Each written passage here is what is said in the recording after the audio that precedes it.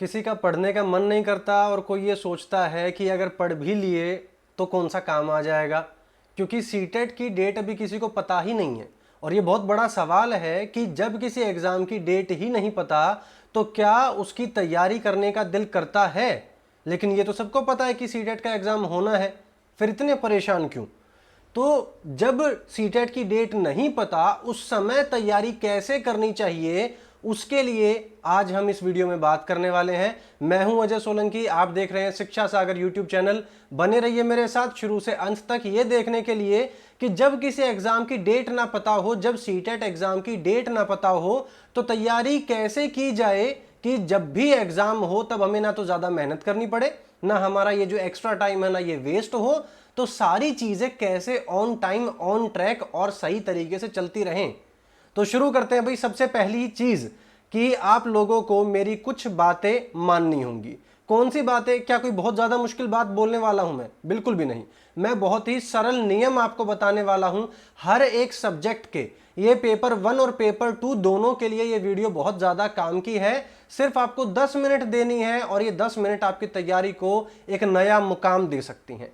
तो शुरू करते हैं भाई। सबसे पहला पॉइंट हमारा कि सभी सब्जेक्ट्स के लिए ये मैं नियम बताऊंगा और अगर आप इन नियमों का पालन करते हैं तो पहली बात, आप फेल हो ही नहीं सकते। दूसरी बात, सिर्फ एक हफ्ते में आपका प्रेशर खत्म होने लगेगा। जो आपको समझ नहीं आ रहा ना कि मैंने तैयारी पूरी की है या नहीं की है, या पूरी करने के बाद भी मैं समझ नहीं पा रहा हूं कि तैयारी हो गई है या नहीं हो गई है, अभी मुझे और कितना पढ़ना चाहिए, ये सारा प्रेशर खत्म हो जाएगा। तीसरी बात कि आपकी तैयारी बिल्कुल पॉलिश लगने के बाद जो चमचमाती हुई तैयारी होती है वैसी हो जाएगी। इसके बाद आपका सिलेबस खत्म हो जाएगा, सबसे बड़ी बात, और आपको पता चल जाएगा। कई बार क्या होता है कि सिलेबस खत्म हो चुका होता है, हमें पता भी नहीं चलता और फिर भी हम परेशान रहते हैं, घबराते रहते हैं। तो अपना खून जलाने से कोई फायदा नहीं है। सिलेबस खत्म हो जाएगा, ये आपको पता चल जाएगा।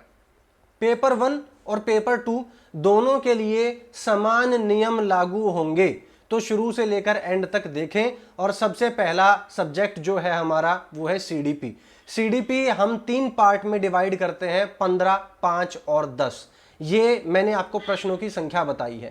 पहले 15 प्रश्न, फिर 5 प्रश्न और फिर 10 प्रश्न, कुल मिला के 30 प्रश्न। और 30 प्रश्नों की आती है हमारी सीडीपी का जो मेन सब्जेक्ट होता है वो। अब आपको तैयारी कैसे करनी है? तैयारी आपको कुछ ऐसे करनी है कि रोज आपको 2 थ्योरी करनी है और 2 टॉपिक करने हैं। अब जो मेन टॉपिक है वो आपको बता देता हूं, जिसमें से 15 सवाल आपके आने वाले हैं। बच्चों के विकास के सिद्धांत में से आपके कुछ सवाल आएंगे। आनुवांशिकता और पर्यावरण का प्रभाव क्या होता है, हेरिडिटी और एनवायरनमेंट का प्रभाव क्या होता है, इस पर आपके सवाल आएंगे।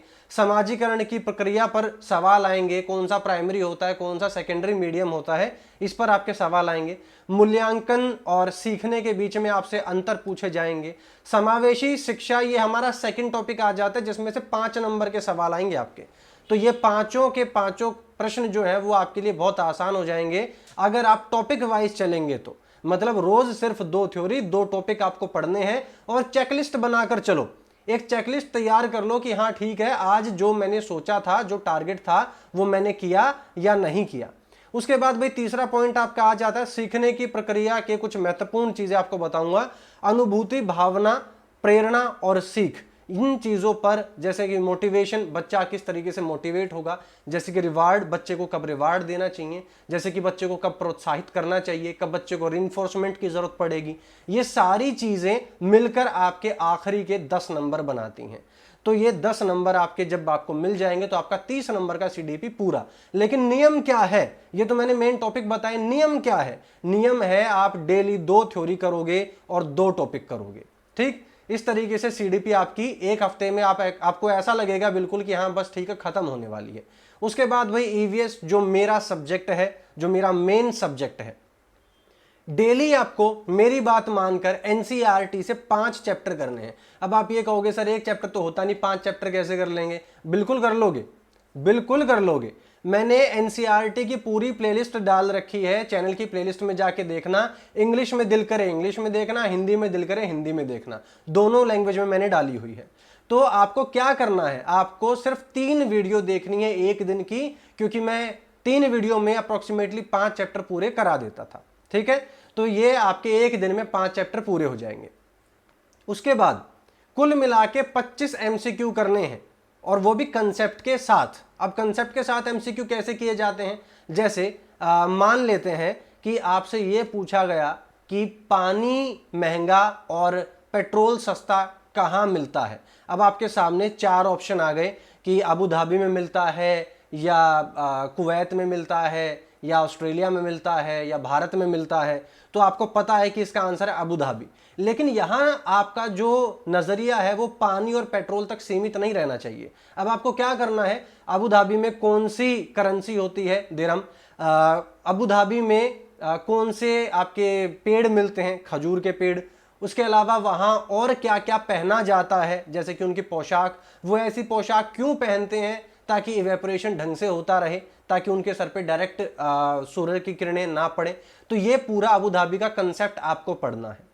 तो इस तरीके से क्या होगा, इस तरीके से कंप्लीट आपका कंसेप्ट हो जाएगा। एक दिन में आपके 5 चैप्टर हो गए और 25 कंसेप्ट हो गए। जब आप इस तरीके से चलेंगे तो ये मान के चलो कि आपके ईवीएस में नंबर कोई नहीं काट सकता। पिछली बार जब सीटेट हुआ था तो बच्चों ने क्या बोला था क्वेश्चन पेपर देखने के बाद, कि सर ऐसा लग रहा था कि क्वेश्चन पेपर आपने सेट किया है। तो ये जो कमेंट था ये मेरे लिए बहुत बड़ा कमेंट था भाई। ये बहुत बड़ा एप्रिसिएशन होता है कि जो टीचर ने पढ़ाया सेम वही आपके क्वेश्चन पेपर में आ जाए। तो बहुत अच्छा लगा था। अब मैं कुछ महत्वपूर्ण टॉपिक आपको बता देता हूं, जैसे कि परिवार और दोस्त, दोस्ती किस प्रकार की होती है, कितने प्रकार की होती है, किसने बताई थी। तो ये सारी चीजें आप देखें। कार्य और खेल, अब कार्य और खेल में आपको थोड़ा सा बता देता हूं, जैसे कि कर्णम मल्लेश्वरी किस खेल से ताल्लुक रखती हैं, या बछेंद्री पाल ने क्या किया था, कब किया था, सुनीता विलियम क्यों प्रसिद्ध थी, कबड्डी में कितने प्लेयर होते हैं, बास्केटबॉल में कितने प्लेयर होते हैं। ऐसे सवाल आते रहते हैं। अब आपको कैसे पता चलेगा कि कौन से खेल के बारे में पढ़ना है। जिस खेल का जिक्र आपके एनसीईआरटी में हो गया मतलब वो खेल आपको पढ़ना है। उसके बाद जानवर, जानवर किस किस प्रकार के, अब अलग अलग जानवर कहाँ कहाँ पाए जाते हैं। जैसे कि मान लीजिए हाथी का झुंड जो होता है उसके बारे में जानना, कि झुंड में कितने सदस्य होते हैं, कौन होते हैं, कब तक रह सकते हैं, नर होते हैं, मादा होते हैं, लीडर कौन होता है, क्या मतलब कीचड़ में खेलना पसंद है या पानी में रहना पसंद है, या क्या चीज, सब चीजें, इन चीजों पर क्या आते हैं, सवाल आते हैं। पौधा, नेपेंथीज क्या है, कहाँ है, क्यों उगता है, ये मांसाहारी है या मतलब कीट भक्षी है, या ये ऑटोट्रॉप है, क्या है ये।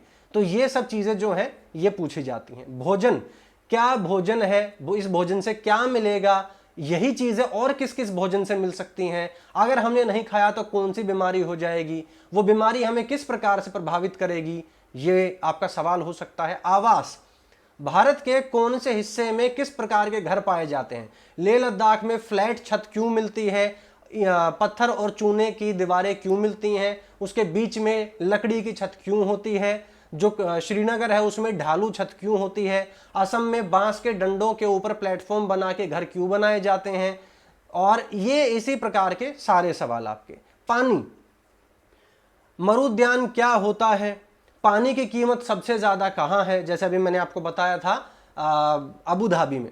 इसके अलावा पानी से जुड़े और क्या क्या सवाल आ सकते हैं, दड़की माई कौन थी, तरुण भारत संघ क्या है, इस प्रकार के सवाल आपसे आ सकते हैं। यात्रा, यात्रा के दौरान आप कैसे यात्रा करते हो, कहाँ जाते हो, वहाँ क्या मिलता है आपको, कौन से रेलवे स्टेशन पे आपको क्या खाने को मिलेगा, ढोकला कहाँ मिलेगा आपको, छोले भटूरे कहाँ मिलेंगे आपको।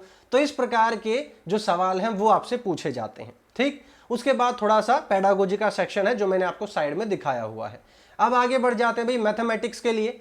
मैथ्स जो आपका है उसके लिए एक बहुत ही आसान सा तरीका, देखो आजमा के देखना। ये सुनने में आपको बहुत आसान लगेगा या बहुत फालतू भी लग सकता है आपको, लेकिन आजमा के देखो मेरे कहने से। रोज 10 पेज आपको भरने हैं प्रैक्टिस करके, और टॉपिक मैंने आपको सामने दिखा रखे हैं। इन टॉपिक में से ये टॉपिक है पेपर 1 के, पेपर 1 वालों के लिए ये टॉपिक है 10 पेज आपको भरने हैं। उन 10 पेज में चाहे कितने भी क्वेश्चन आए कोई फर्क नहीं पड़ता। अब मान लो कि एक क्वेश्चन आपसे हो नहीं रहा, उस एक क्वेश्चन को आपने 5 बार ट्राई कर लिया जिसमें 5 पेज भर गए, कोई दिक्कत नहीं। इसका मतलब आपने 5 पेज भर दिए हैं, बाकी के 5 पेज आप किसी और क्वेश्चन को ट्राई करो। तो इस तरीके से मैं ये नहीं कह रहा हूं कि आपको सवाल गिन के करने हैं, मैं ये कह रहा हूं कि आपको रोज मतलब अपने फोन में रिमाइंडर सेट कर लो, अलार्म सेट कर लो कि आपको मैथ्स के 10 पेज भरने ही हैं, और वो 10 पेज एक अच्छे रजिस्टर के होने चाहिए। ठीक है, मतलब अच्छा साइज होना चाहिए पेज का। आगे बढ़ते हैं भाई। हिंदी और इंग्लिश में मैंने क्यों नहीं लिखा कुछ? हिंदी और इंग्लिश में मैंने इसलिए नहीं लिखा क्योंकि ये जो समय है इसमें आप कितनी भी कोशिश करो, लेकिन आप क्या है, कितने भी अनसीन पैसेज सोल्व करो, बहुत ही कम चांसेस हैं कि आप सीटेट में आने वाले अनसीन पैसेज को उतना एफिशिएंटली, उतना एक्यूरेटली सॉल्व कर पाओगे। इससे बढ़िया है बहुत सेफ खेलो, बहुत सुरक्षित खेलो, और क्या करो, सिर्फ पैडागोजी कर लो, हिंदी पैडागोजी, इंग्लिश पैडागोजी, इसके अलावा कुछ नहीं। पैडागोजी जो आपने पहले मेन पैडागोजी की थी वो भी आपकी यहाँ थोड़ी बहुत सहायता करेगी, जो आप अलग अलग सब्जेक्ट की पैडागोजी करते हैं वो भी यहाँ थोड़ी बहुत सहायता कर देगी। इसके अलावा हिंदी दिवस के बारे में देख लेना, कब से मनाया जाता है और क्या होता है, ये सब चीजें आप लोग अच्छे से देख लेना, ठीक है। तो इसी तरीके से सेम फॉर इंग्लिश। आगे बढ़ते हैं भाई। नेक्स्ट है पेपर 2 के लिए साइंस। पेपर 2 वालों जो साइंस करना चाहते हो, अगर आप चाहें तो आप मेरी जो साइंस की सीरीज है वो भी ज्वाइन कर सकते हैं। और यहाँ सामने पेपर 1 के लिए जो मेन टॉपिक्स है मैंने दिखा दिए हैं। आपको करना क्या है, डेली के 3 चैप्टर करने हैं आपको। डेली के 3 चैप्टर कौन से? एनसीईआरटी से। एनसीईआरटी की किताब उठाओ, डेली 3 चैप्टर करो और 30 एमसीक्यू करो विद कंसेप्ट। जो आपने कोई भी एमसीक्यू उठाया है उसका कंसेप्ट आपको साथ साथ करना है। फॉर एग्जांपल इसमें से एक टॉपिक उठा लेते हैं, मैग्नेट। मैग्नेट का जो है एक सवाल आपसे पूछ लिया गया कि मैग्नेट कहां पाया गया था पहली बार, ठीक है। अब उसमें 4 ऑप्शन आपने देख लिए कि हाँ भाई ठीक है कहां पाया गया था। अब सवाल ये नहीं है कि आप ये बताएं कि कहां पाया गया था, बात ये है कि आपको मैग्नेट से जुड़ी बाकी सब चीजें भी देखनी है। जैसे कौन कौन से मटेरियल हैं जो मैग्नेटिक इफेक्ट दिखाते हैं, आयरन, निकल, कोबाल्ट। कौन से ऐसे हैं जो नहीं दिखाते, वुड, पेपर, प्लास्टिक, ठीक है। इसी तरीके से और कि सेम पोल अट्रैक्ट करेंगे या रिपेल करेंगे, या मैग्नेटिक फील्ड क्या होती है। तो इस सारी चीजों को आप जरूर पढ़ें, ठीक। 30 क्वेश्चन, 30 एमसीक्यू, 30 कंसेप्ट, ठीक। इसके अलावा 3 चैप्टर आपको तसल्ली से करने हैं एनसीईआरटी के। अगर मेरे साथ जुड़ के करना चाहते हैं, डेली 12 बजे के आसपास क्लास होती है, ज्वाइन करें। एसएसटी में भी मैंने ज्यादा नहीं लिखा, लेकिन ऐसा नहीं है कि इसमें कुछ है नहीं, इसमें इतना है कि मैं कितना लिखता इसमें, तो आपको आसान सा जवाब देता हूं। एसएसटी में 6ठी, 7वीं, 8वीं क्लास की ज्योग्राफी और हिस्ट्री बहुत बढ़िया से कर लेना। सिविक्स आपको बोरिंग लगेगी, अगर बोरिंग लगती है तो आप 4 बजे मेरी सीरीज में जुड़ सकते हैं, ताकि आपको पूरी पूरी किताबें ना पढ़नी पड़े। जो हाईलाइटेड पोर्शन होता है वो मैं आपको बताऊं, वो आप सीखें, वो आप पढ़ें और वही आप याद करें। इसके अलावा आप प्लेलिस्ट में जा सकते हैं, हिस्ट्री की प्लेलिस्ट में जा सकते हैं, ज्योग्राफी में जा सकते हैं। 6ठी, 7वीं, 8वीं तीनों क्लास की एनसीईआरटी बहुत बढ़िया तरीके से कराऊंगा। अब एसएसटी के एमसीक्यूज आपको कम से कम 40 करने हैं। अब 40 एमसीक्यूज क्यों? क्योंकि इसमें 3 सब्जेक्ट हो जाते हैं। एसएसटी एक सिंगल सब्जेक्ट नहीं है ना, 3 सब्जेक्ट है, काफी सारे चैप्टर हो जाते हैं। इसका जो एरिया है वो थोड़ा सा ज्यादा बड़ा हो जाता है, मतलब क्षेत्र थोड़ा सा ज्यादा व्यापक है इसका। तो इस वजह से इसमें थोड़े से ज्यादा एफर्ट डालें आप। तो इसमें मैंने क्या बताया टोटली आपको, भाई देखो मैं एक बार स्टार्टिंग से आपको रिवाइज करवा देता हूं। सीडीपी में डेली 2 थ्योरी, 2 टॉपिक। ईवीएस में आपको डेली 5 चैप्टर करने हैं एनसीईआरटी के, क्लास 5वीं, 4थी, 3री, ऐसे रिवर्स डायरेक्शन में ही करने हैं, नॉर्मल में नहीं, 3री, 4थी, 5वीं ऐसे नहीं करने, 5वीं, 4थी, 3री, इस तरीके से, ठीक। 25 क्वेश्चन करने हैं विद कंसेप्ट। उसके बाद मैथमेटिक्स में डेली के 10 पेज भरने हैं। ये मैंने आपको टॉपिक दिखा दिए हैं, इनसे जुड़े हुए 10 टॉपिक, 10 आपको पेज भरने हैं, ठीक। क्वेश्चन कितने हो कोई फर्क नहीं पड़ता, लेकिन नियम बना लो, रोज करोगे और 10 पेज भरोगे, ठीक है। आगे बढ़ जाते हैं। हिंदी इंग्लिश की आपको सिर्फ पैडागोजी करनी है, उसके अलावा कुछ करने की कोशिश मत करो वरना समय व्यर्थ लगेगा। उसके अलावा भाई साइंस में आपको क्या करना है, डेली 3 चैप्टर करने हैं एनसीईआरटी से, 6ठी, 7वीं, 8वीं, और इसको इसी डायरेक्शन में करना है, पहले 6ठी, फिर 7वीं, फिर 8वीं। अगर आपकी साइंस वीक है तो, अगर स्ट्रांग है तो पहले 8वीं, फिर 7वीं, फिर 6ठी, इस तरीके से आपको करने हैं। 30 एमसीक्यू करने हैं और विद कंसेप्ट करने हैं। इंपॉर्टेंट टॉपिक्स मैंने आपको यहां दिखा दिए। एसएसटी में आपको 40 क्वेश्चन करने हैं भाई, और 4 चैप्टर करने हैं एनसीईआरटी से। आप मुझसे जुड़ सकते हैं 4 बजे एसएसटी, 8 बजे ईवीएस और 12 बजे साइंस की क्लासेस में।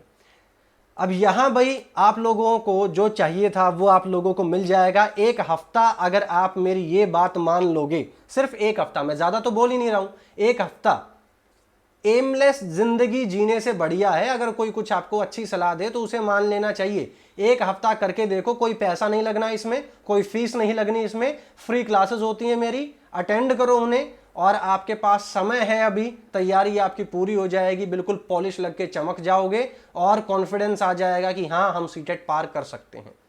तो इस तरीके से आपको भाई तैयारी करनी है जब तक कि एग्जाम की डेट ना आ जाए। और जिस दिन एग्जाम की डेट आएगी सबसे पहले बताएंगे आपको, और उसके बाद ये बताएंगे कि जब एग्जाम की डेट आ गई है तो अब तैयारी को कैसे किया जाएगा। ठीक है, तो इसी के साथ भी क्लास को करते हैं ओवर, और उम्मीद करता हूं कि आपको बातें पसंद आई होंगी, तरीके पसंद आए होंगे। लाइक करें इस वीडियो को, शेयर करें अपने दोस्तों तक। और नियम होते हैं, रूल तोड़ने के लिए नहीं, मानने के लिए होते हैं। एक भी रूल तोड़ना नहीं, सारी बातें मान के देखो। सिर्फ 7 दिन मांग रहा हूं आपसे, 7 दिन मेरे नियमों का पालन करके देखो। अगर फायदा ना हो तो मुझे याद करें। जिन्होंने भाई चैनल को सब्सक्राइब नहीं किया है वो चैनल को सब्सक्राइब कर लेना। मिलते हैं आपसे क्लासेस में।